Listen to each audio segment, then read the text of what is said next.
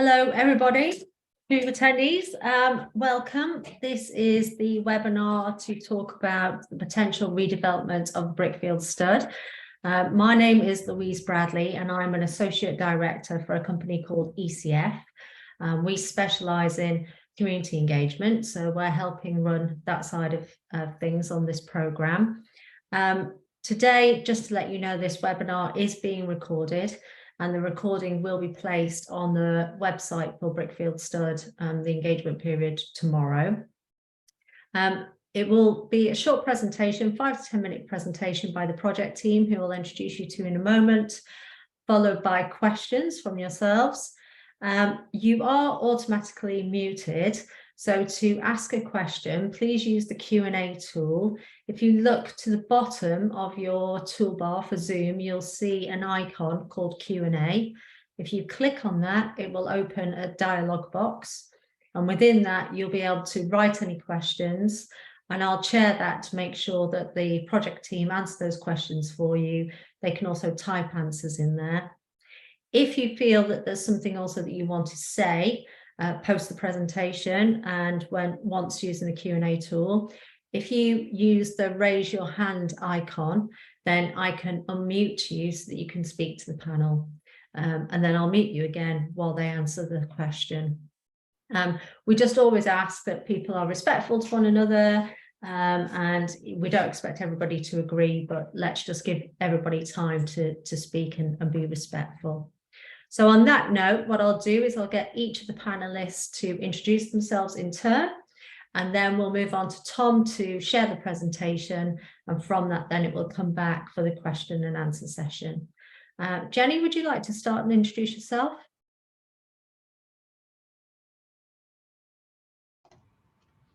Hi everyone, I'm Jenny Ellender. I am a planning manager for Mintridge Strategic Land, and we have acquired the Brickfield Stud site.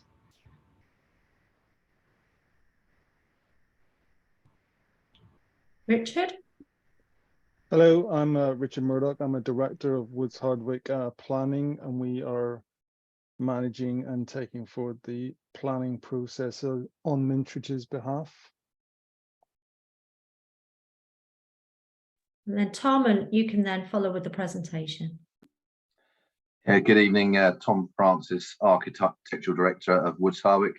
We're a multidisciplinary built environment practice specialising in architecture, engineering, planning, as Richard has suggested, and surveying. I will be leading on the design front, progressing the scheme with on behalf of Mintridge Strategic Land. I shall share my screen, Richard, now. Bear with me. Just let me know if you can see that. Yep, we can see that, Tom. Okay, thank you. As Louise has already done the introduction, so I will basically have a quick run through the effectively the presentation boards which we had in Newmarket on Saturday. I'm sure you're fully aware of the site in this context. We'll just do a quick run through, and then we can leave time for queries and questions which you may have. So, following the cessation of equine use on the site was put up for sale in the market last year, which Mintridge then acquired. And now looking forward in light of the site circumstances and the cessation of the use, to bring it forward for a suitable alternative use. And we think, given the site context, that we're looking forward to bringing it forward for residential use through a high quality development with private housing and affordable housing. The site is brownfield site. We'll just do no need to sort of dwell on details on where is Brickfield Stud, because you all know where it is, but it's on the edge of Newmarket, bounded on a couple of sides by residential development, some residential to the north, and then to the west is countryside, which is used for equine use. Comprises all the buildings on the site, so Wetherdreda House, and then all the outbuildings with comprising the stables, and then ancillary buildings such as the hay barn. There's a private right of way which provides access to a couple of properties which is just to the left of the site, left edges of the site as you look at it from Exning Road. So as I say, it's been disused and needed revitalization, and we're looking to bring it forward for a residential use. In terms of the history, the site was built in the late 1800s, as well as being used for equine use. That was used during the Russian Civil War.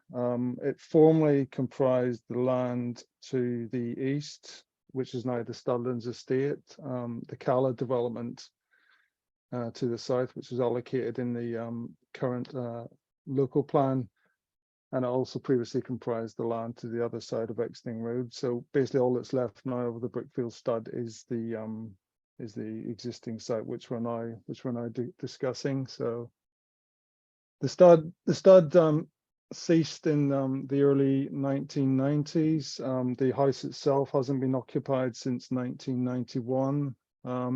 It's not been intensively used since then. The previous owner bought the site in 2011, made some investment, but it was never intensively used, and subsequently he secured and he applied for and obtained planning permission to move the equine facilities to by expanding the site on the other side of Exning Road. So as it stands, the site is too small to be used as a stud.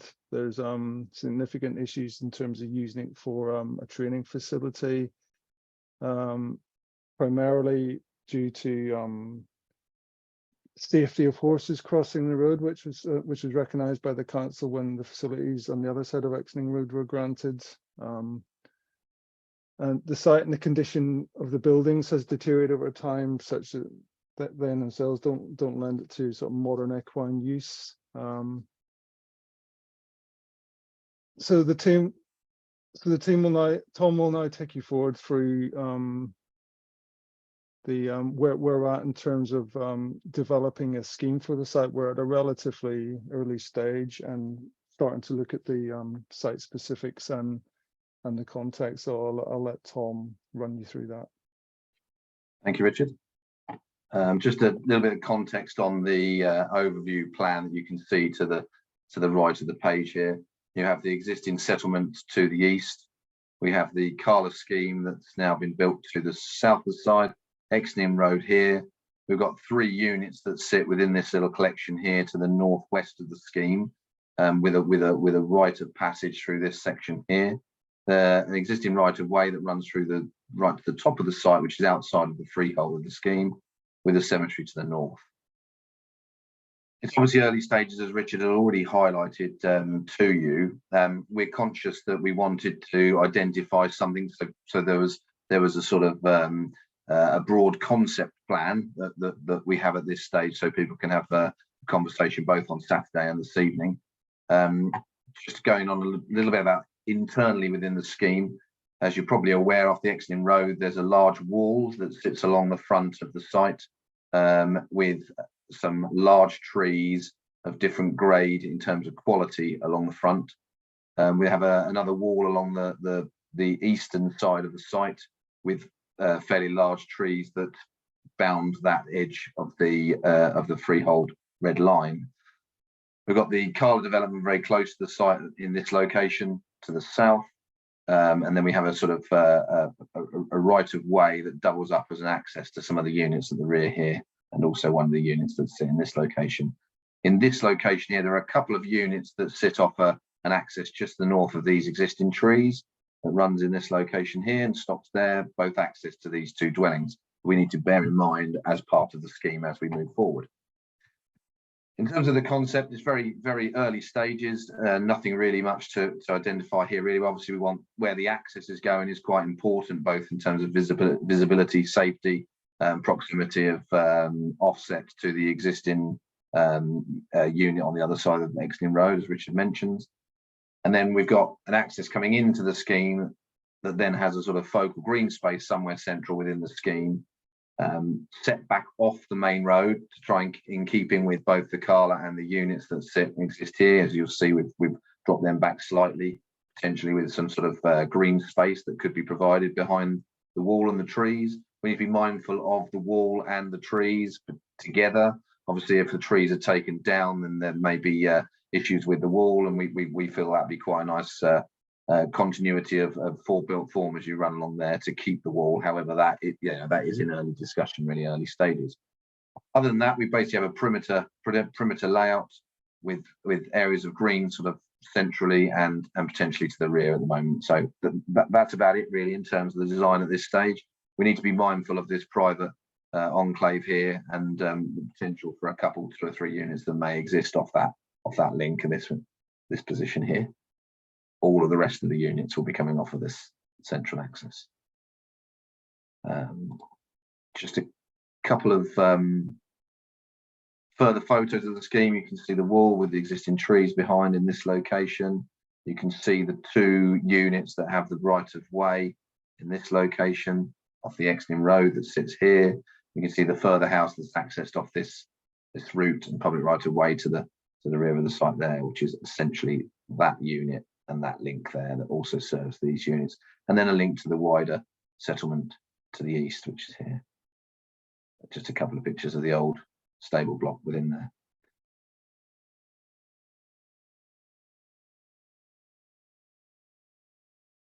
I think that's it in terms of just sort of a quick overview of the scheme. I'll pass you back to Louise for questions and see what we can answer from there. Thanks, Tom. If you you don't need to share your screen anymore. Okay. Thanks for joining us, Kirsty. We've lost one of our attendees, but we've gained Kirsty. So Kirsty, you didn't hear the introduction at the beginning. Just to let you know that there's a Q&A tool for any questions that you want to ask. So if you go to the bottom of your screen, there's a Q&A icon there. If you click on that, it opens a dialog box and you can type your questions in there. Then the project team will answer them for you. If you do want to speak, you're automatically muted, but if you do want to speak, then raise your hand and I can unmute you so that you can speak to the project team. So we're open to questions. Has anybody got any questions?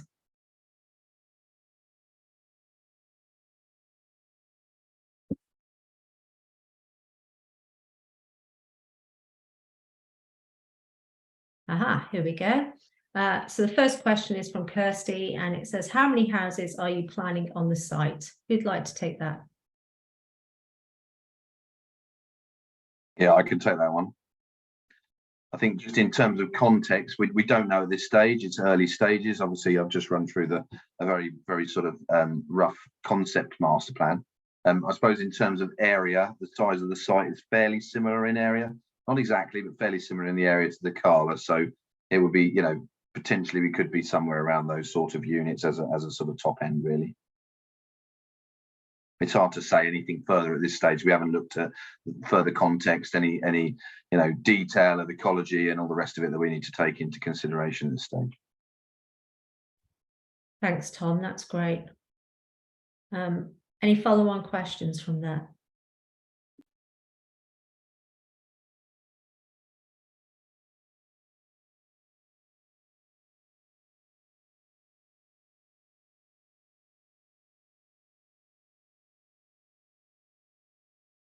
Kirsty again. So when are you hoping to commence the building work?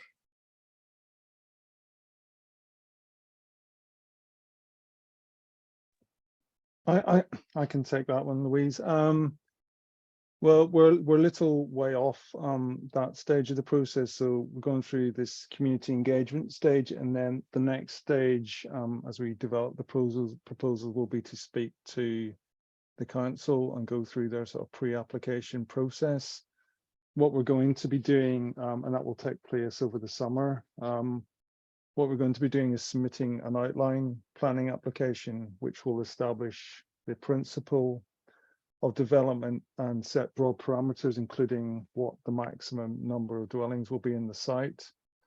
An outline application should take 13 weeks, but you could assume maybe 3, 4, 5 months, depending on how the application goes. It's likely, Jenny, correct me if I'm wrong, but it's likely that the site may then go to the market, that Mintridge won't actually be developing out the site. Mintridge aren't traditionally house builders, so the site is likely to be sold to a house builder, and then they will have to go through a planning application process to get all the detailed consents, which will have a detailed layout, full designs of the houses. So as I was saying to people on Saturday, I would suggest it's probably not likely that you will see things happening on the ground if consent is granted to probably autumn, probably late next year. I would suggest probably at the earliest.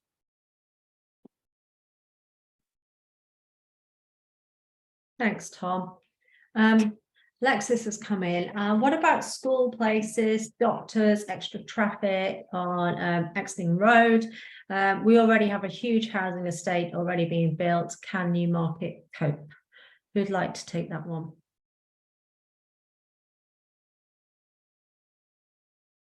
Sorry, I was just writing. Yeah, so taking the latter first, in terms of traffic, there's a full transport assessment will be done with the application. There'll be traffic counts done or being undertaken to look at sort of traffic numbers along Exning Road, and also looking at other key junctions. As part of the pre-application process, we will look at the impact of traffic as it moves around the network. So which junctions are likely to be affected by traffic, the scope, so the sort of everything that we need to assess in terms of that assessment we'll be discussing with the county council. But as a sort of starting point, we've looked at what the CALA scheme has assessed and worked off that as a basis, but we will discussing that in further detail. So that will look at how much traffic the development generates, where the traffic goes, does it put pressure on those other junctions, and if we're required to, do we need to undertake any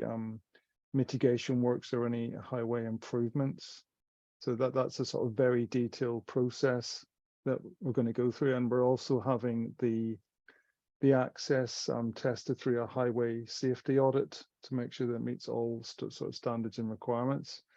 In terms of school places, again, that'll be something that we discuss with the county council as the education provider, so they will advise on capacity of schools. But I think we're safely working on the basis that we will be required to make suitable Section 106 contributions. So Section 106 is a mechanism where the developers pay money to the council for the provision of education places, and that can either come through the provision of new schools and facilities, or it can come through the expansion of existing schools and facilities. But that's worked out based on the likely number of residents, number of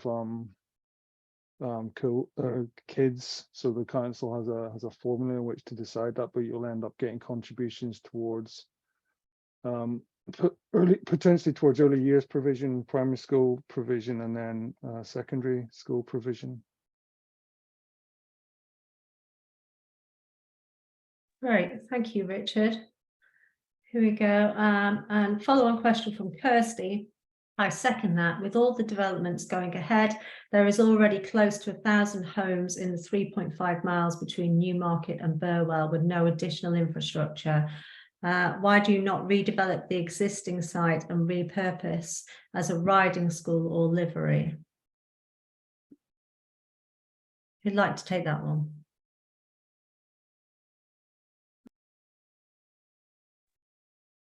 Well, as part of the as part of the planning application, we're commissioning specialist consultants, because we expect that when we're bringing it forward for an alternative use, we're looking at alternatives to demonstrate why they're not suitable for the site. So I mean, part of the limitation on the site is the amount of space. So for I'm not an expert in this field, but for example, for a stud, I would assume it's going to be similar to a livery, where the British Horse Association have minimum standards in terms of horse welfare and the amount of land that they require. So, for example, to use it as a stud, fully similar to livery, that a stud, I think for a mare in its foal, they require, I think it's at least half a hectare or more of space. So based on what you've got on site at the minute, you could realistically only keep two to three horses on the site.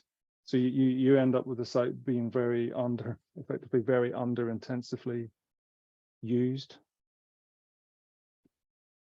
So we're, as I said at the start, we're looking to bring it forward for a more sort of suitable use. It sits at the edge of Newmarket. It's bounded by residential development, so we feel it lends itself for that purpose. But these are all the comments that we welcome and we will fully consider as part of the submission.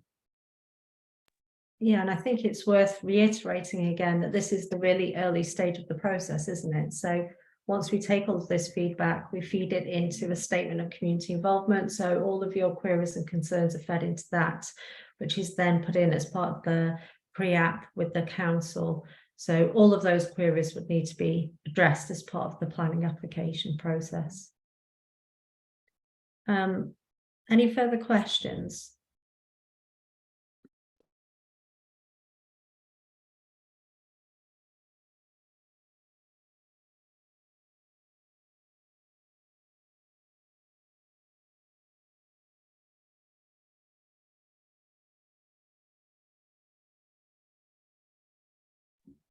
Kirsty, how will we be kept up to date with progress? Jenny, would you like to take that one? Yep, sure.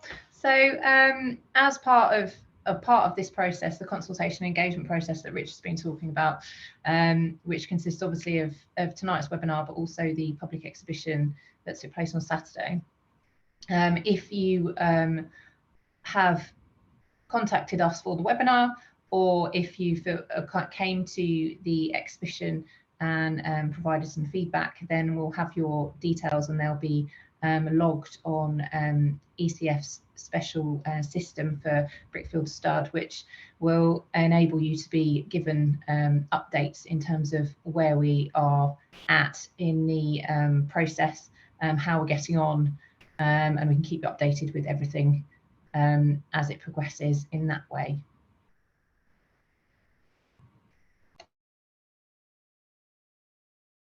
Yep, great. Any further questions?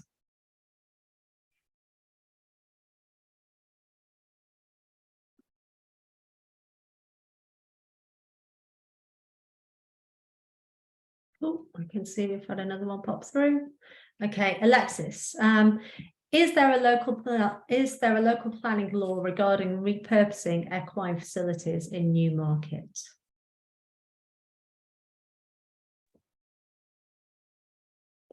Yeah, I'll take that one again, Louise. So at the minute, the 2015 plan, it was formerly it's the development management DPD, which was prepared on behalf of the two authorities before they came West Suffolk. So that says that sites such as this will only be released for alternative uses through an allocation in the local plan, something which a policy that we accept is in place. So it's quite sort of arbitrary. Now, the council are going through a process at the minute of updating their policies, and that may or may not change. They're still probably they're not halfway through the process, but they've made some reasonable progress in terms of producing a new development plan. So that policy may relax, but we're basically working a bit. Well, you've got a site here which we think that there's strong evidence in terms of why it's no longer suitable for that use. So we're putting forward that case, obviously as part of the public consultation, also through the pre-app process and also the planning application process, to show, well, the site really, due to various change in circumstances, is no longer suitable. So we'll be providing a report which demonstrates why site's no longer suitable for purpose. We'll also be submitting evidence of marketing when the site was put up for sale last year, that there was no interest in taking it on for the previous use, and the evidence itself that the site has just sat and effectively empty and not really intensively used. So we do accept that there currently is a planning policy in place, but the planning system is set up that you look at the development plan, but you also must weigh up all the material considerations, which a lot of the time is where you reflect on individual and specific site considerations and how they weigh into taking a planning decision.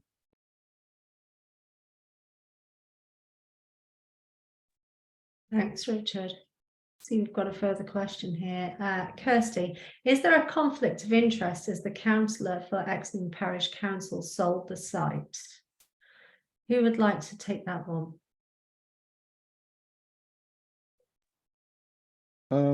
I can, in terms of conflict of interest, not my area of expertise, but I would think that I would assume that any decisions or discussions, or of course formal correspondence between the parish council and West Suffolk Council in due course, that the former owner won't take part in any of those debates, won't vote. So it's not uncommon for landowners to have sites that go or former landowners to have sites that go through the planning process, but there is a process which I'm sure the parish council will adhere to ensure that they take their decisions in the fair and proper way.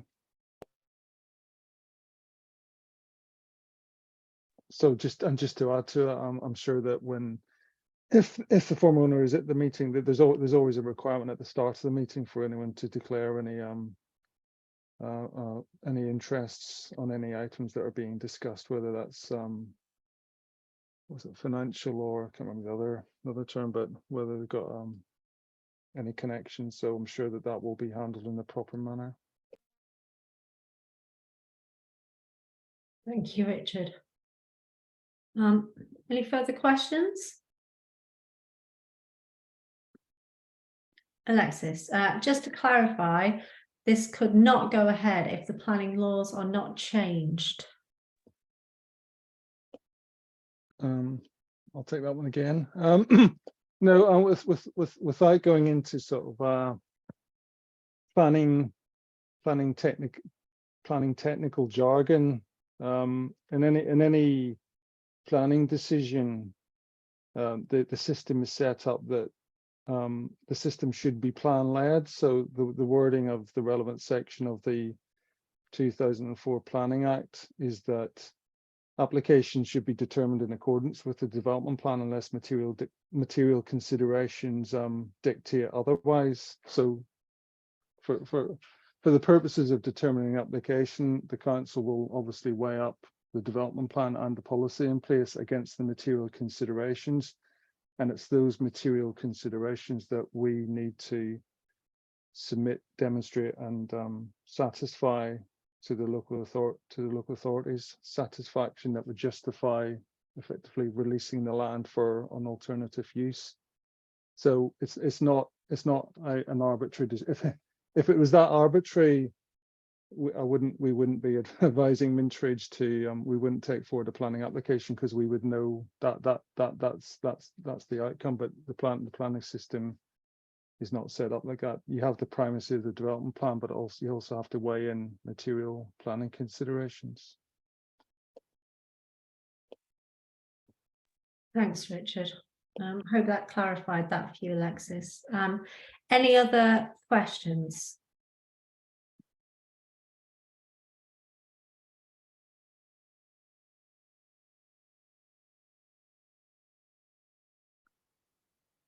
Kirsty, was the planning on the opposite side of Exning Road for a large development and wetlands rejected?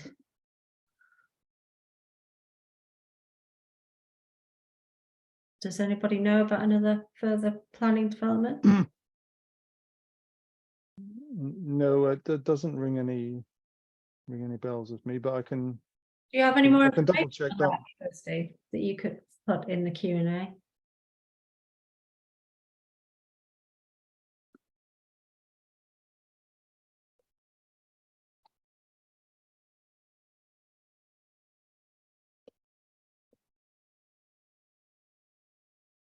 Here we go. I believe it was shown on the council website along with plans for a cinema in the High Street.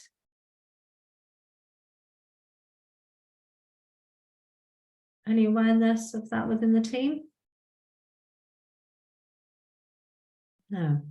No, it may be that may have been put forward as, whether it's been put forward as a formal planning application or promotion in the local plan or potential, but we can certainly check that out. Okay. But it depends which part of this, I suppose, the site opposite, because the site opposite has just been redeveloped for the training use. So I'll have to come back on that one. yeah. Okay. Any further questions?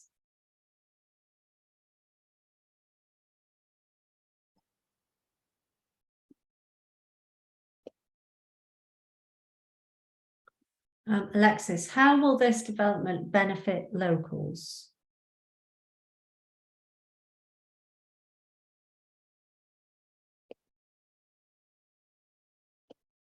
Richard, is that? I'm done.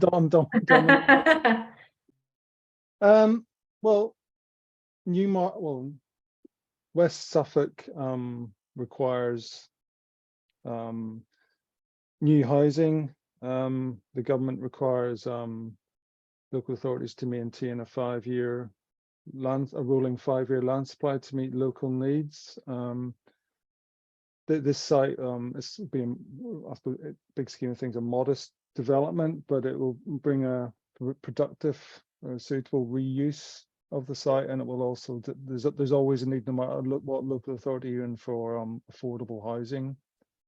So it will make a contribution towards hopefully getting people off a waiting list. Okay, thanks, Richard. I think it's also worth mentioning that the site's quite dilapidated in places as well, isn't it? So, you know, in terms of maintaining the site, maintaining the boundaries of the site, that would also be a benefit. Yeah, and I'd also add, I mean, the site is more than half of it is brownfield, so when you're able to use sites like this for housing, it's more beneficial and expand. I mean, Newmarket will, over the years, is expanding onto greenfield land, so essentially it makes best use of previously developed land, and it takes a little bit of pressure off having more development than just completely greenfield sites. Okay, thank you. Any further questions?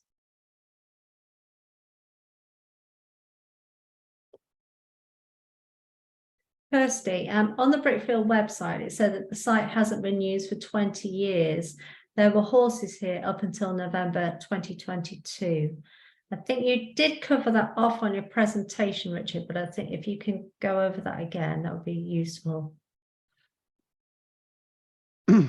Yeah, I know that the previous owner, there has been some very low-key use of keeping. I think there's been the odd horse on site, but as far as I'm aware, and all the previous submissions that have been made by the previous owner, that the site has been very, very lightly used and certainly not intensively used in terms of full capacity. As said, the site, no one's actually lived in Etheldreda House since 1991, and obviously over that time, a property of that size and age has deteriorated very, very significantly. But there's no one on the site now, other than, I think, people there just for security purposes.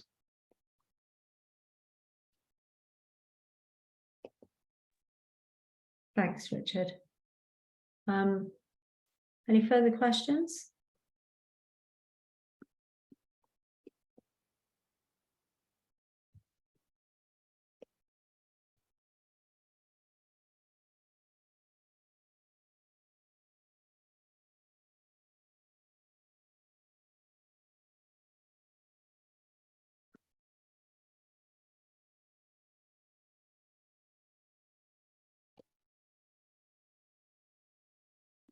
If Alexis and Kirsty, if you feel that you've had all of your questions answered for now, and you're happy for the session to close, could you just raise your hands. Otherwise, if you want to type another question, we've got another 10 or 15 minutes. It's up to you. So Kirsty's raised her hand. Alexis, are you happy for the session to end, or do you have another question?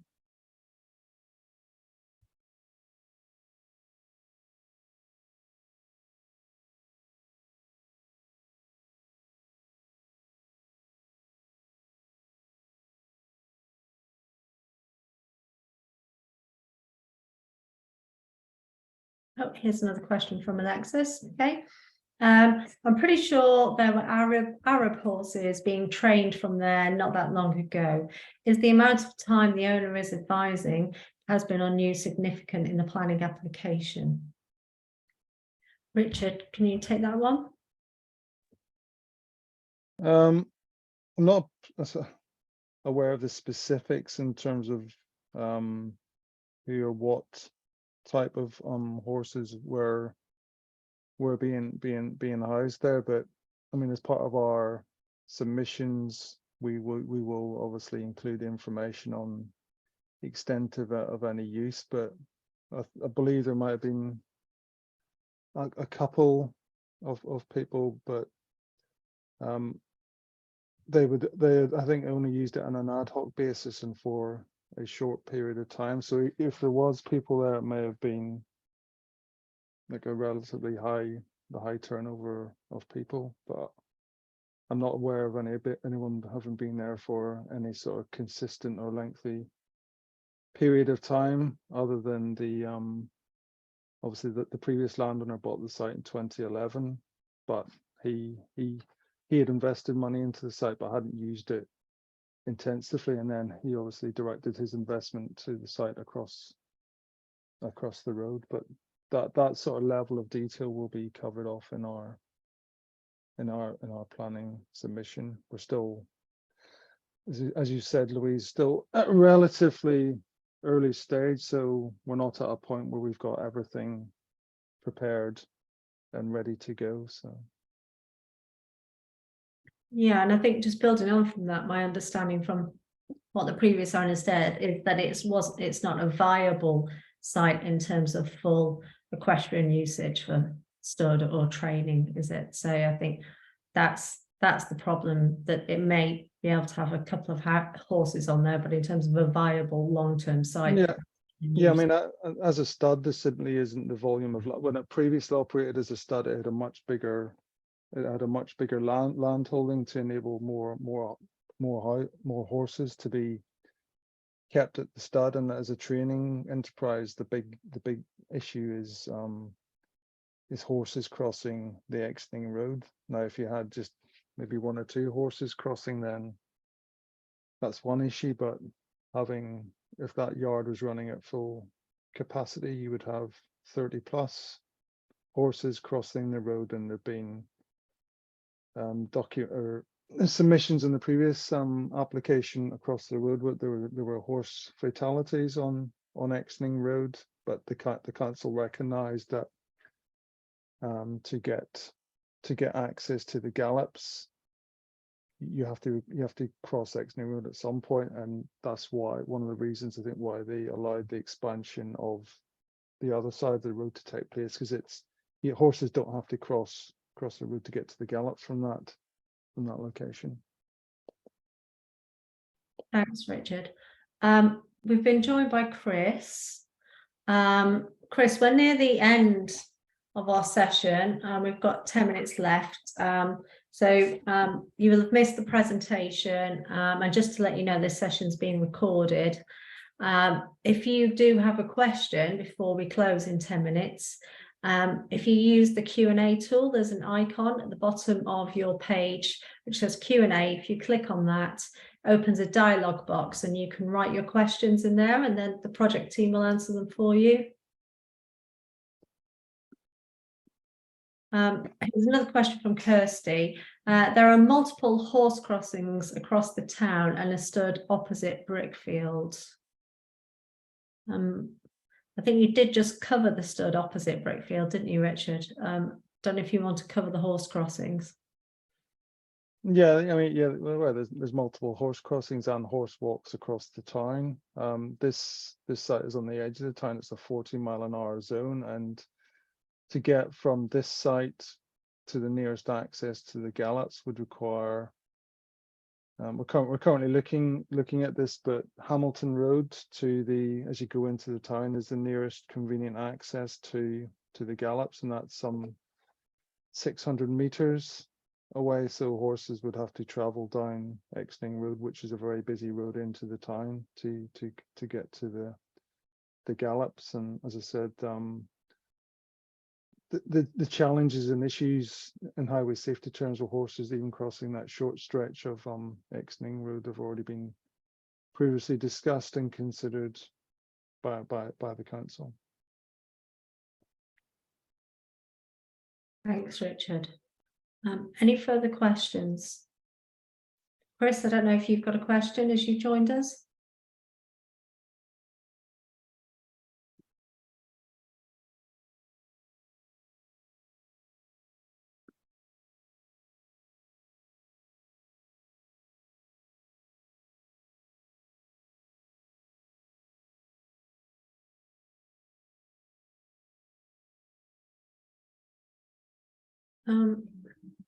Here we go. Here's a question from Chris. Was there a decision made on what will be built on the land? We have already sort of covered this off. So if we just give a quick summary to Chris as he's missed what was discussed before.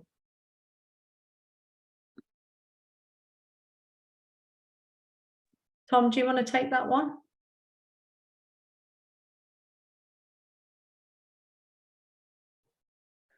Is the question, so what was there a decision made on what will be built on the land, as in what we're proposing to build on the land?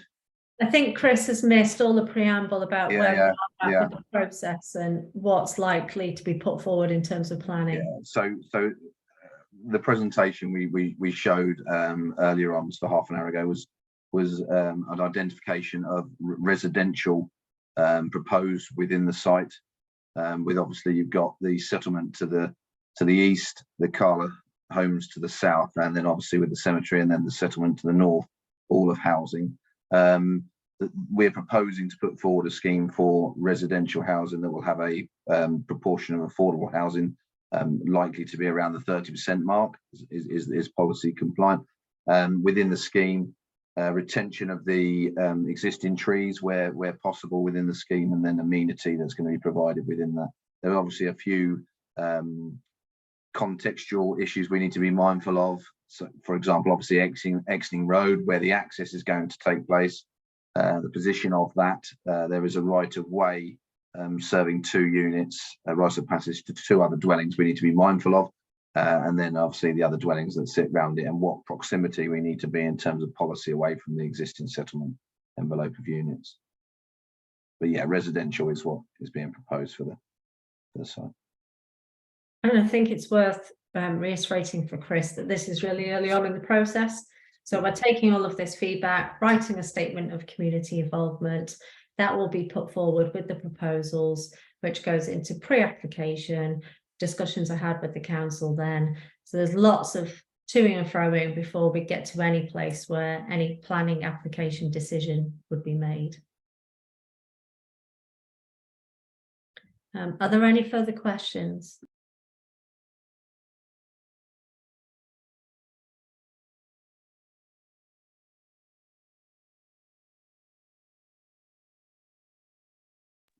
Chris said, thank you very much. I will watch the recording. Okay, great. It will be on the Brickfield Stud website tomorrow. So if you go onto the website tomorrow, I think it will be an audio rather than a visual recording. So